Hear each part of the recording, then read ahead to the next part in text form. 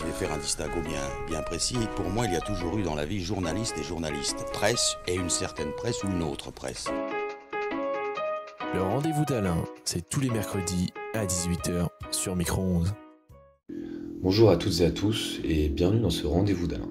Alors je tiens à m'excuser d'avance pour ma voix. Malheureusement les OJO sont passés par là et je me retrouve avec une voix fracassée, ce qui est vraiment con pour un podcast. Mais écoutez, je me suis dit que j'allais quand même pas annuler mon podcast cette semaine, surtout avec ce sujet qui me tient particulièrement à cœur, juste parce que ma voix est un peu dégueulasse. Donc veuillez m'excuser, on va rentrer directement dans le vif du sujet. Donc cette semaine, je voulais parler de cinéma et plus particulièrement de l'interprétation du cinéma. Je développerai un peu plus tard du coup sur qu'est-ce que je veux dire par là. Mais du coup, globalement, dans cette émission de cette semaine, vous allez entendre parler de films bons, films mauvais, même s'il n'y a pas de mauvais films, je sais, bon, ça va, voilà. De quelques noms de réalisateurs et surtout le nom d'une émission dont je parlerai plus précisément à la fin, qui est vraiment une référence, je trouve, dans la recherche et l'interprétation de cinéma. Donc on va commencer tout de suite avec le premier point donc, de cette chronique-là, qui va être pourquoi est-ce que Jean-Claude Van Damme est l'un des meilleurs acteurs de tous les temps ? Ouais, alors, je sais qu'il n'y a pas beaucoup de gens qui regardent nos vidéos. Je sais non plus que du coup, il n'y en aura pas beaucoup qui vont la quitter après cet argument-là. Du coup, je suis un peu rassuré. C'est un peu à double tranchant, mais bon. Alors pourquoi Jean-Claude Van Damme est l'un des meilleurs acteurs de tous les temps ? Ça m'est arrivé de devoir défendre cet argument devant plein de personnes. Alors à la fois parce que c'est vrai que c'est marrant de créer la polémique, mais surtout parce que je le pense réellement. Je ne suis pas en train de dire que Jean-Claude Van Damme est l'un de mes acteurs préférés, bon ça c'est le cas, mais bien Jean-Claude Van Damme est l'un des meilleurs acteurs de tous les temps. Pourquoi donc ? Et ben en fait, contrairement à ce qu'on pourrait penser, Jean-Claude Van Damme, alors certes, n'est pas la personne la plus intelligente qui existait sur Terre, malheureusement. Certes, c'est déjà foutu quelques kilos de farine dans le pif, je pense que c'est plus qu'une évidence, y a qu'à voir comment il boit de l'eau.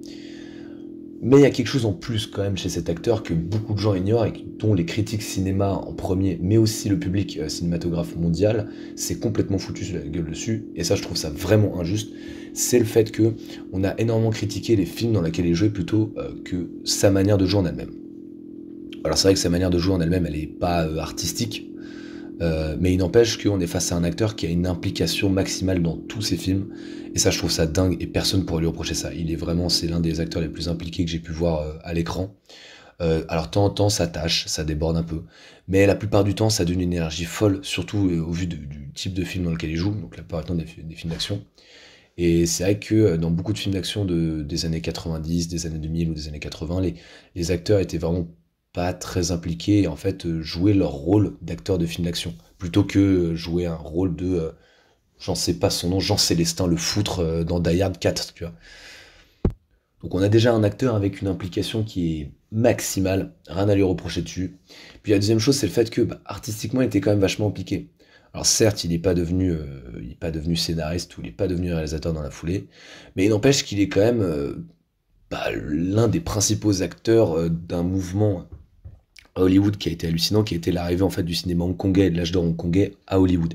Et ça, c'est notamment par l'arrivée de réalisateurs comme John Woo ou encore Choi Ark et encore plein d'autres. Donc ça, ce sont tous des réalisateurs qui ont été amenés par Jean-Claude Van Damme parce que Jean-Claude Van Damme voulait tourner avec eux, et ça je trouve ça trop stylé quoi. Genre, vous avez un cinéma hongkongais qui n'a rien à voir avec le cinéma Hollywood, parce que nous en tant que Français, on se débite, du coup on regarde que le cinéma hollywoodien, mais en vrai, le cinéma hollywoodien n'est juste que du pompage d'énormément d'autres industries cinématographiques dans le monde. Et ça, c'est le cas depuis très longtemps, et tout le monde le sait, bon, certes.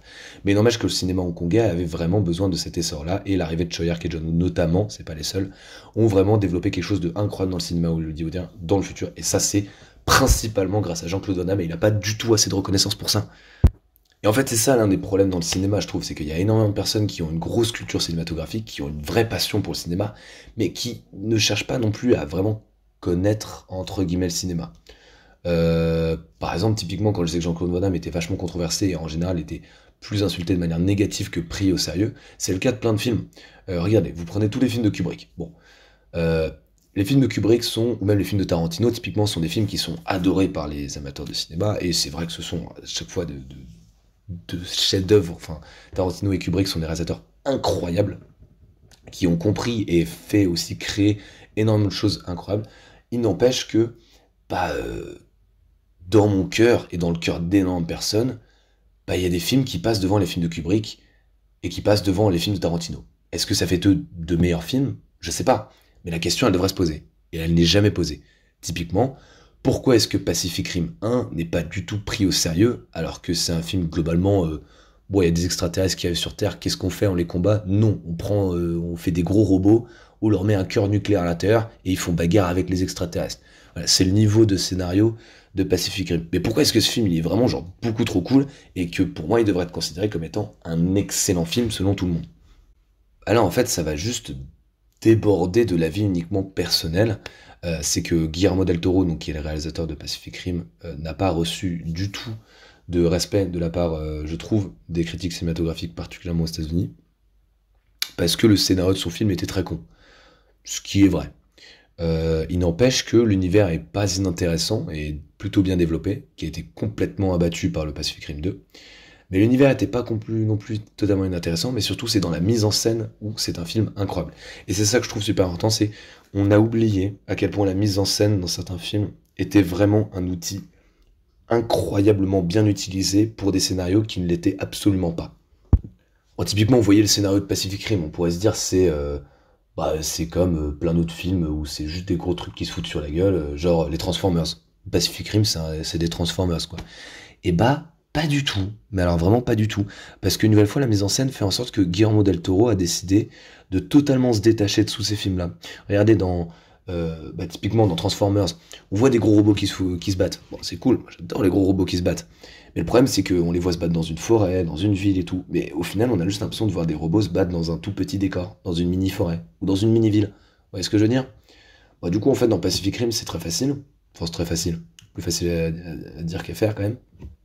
On va utiliser toutes les 5 minutes, et encore je suis gentil, on va utiliser un objet ou un personnage qui va permettre de remettre en fait en situation le gigantisme de ces robots et de ces aliens. C'est tout con, mais dans l'une des premières bagarres, on a du coup le gros robot gentil qui sort pour aller tabasser des extraterrestres. J'adore parler de Pacific Rim, c'est fou. Et on a un bateau pêcheur qui est entre les deux, et du coup le bateau de pêcheur permet de rappeler en permanence l'échelle en fait de grandeur de tous les personnages qui vont se battre. Même chose dans la ville où un simple coup de poing, bah en fait ça détruit un immeuble, très bien. Mais par contre on va voir à l'intérieur les salles se détruire une par une et là on capte à quel point c'est juste immense en fait un combat de cette manière. Et en fait c'est ça, c'est que il y a des choses au cinéma qui sont, je trouve, incroyables, hallucinantes, dont Georges Méliès pourrait être très fier de nous, mais qui ne sont absolument pas reconnus. Les gens ont tendance à oublier que, certes, les mises en scène, les scénarios, l'utilisation des couleurs, les rappels, les cliffhangers, c'est trop cool.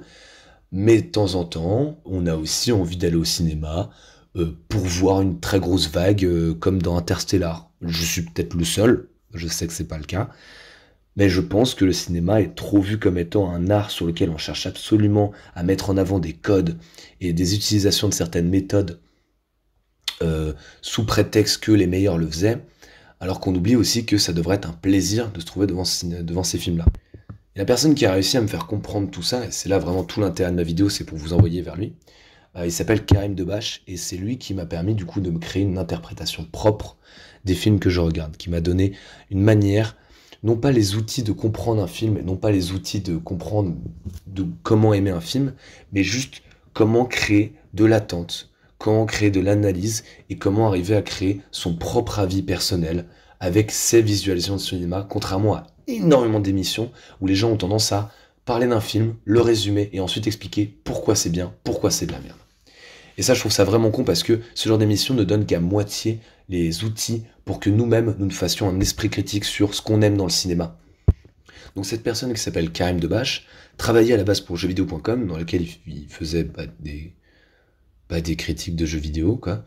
Et puis un jour, il s'est dit, je vais mixer mes deux passions dans la vie, le cinéma et les jeux vidéo, du coup. Ça fait un peu sens. Il a fait une première émission, donc, qui s'appelle Crossed, donc des vidéos de 10-20 minutes, qui ont pour objectif de parler de films, qui sont des adaptations de jeux vidéo, ou alors qui évoquent le monde du jeu vidéo.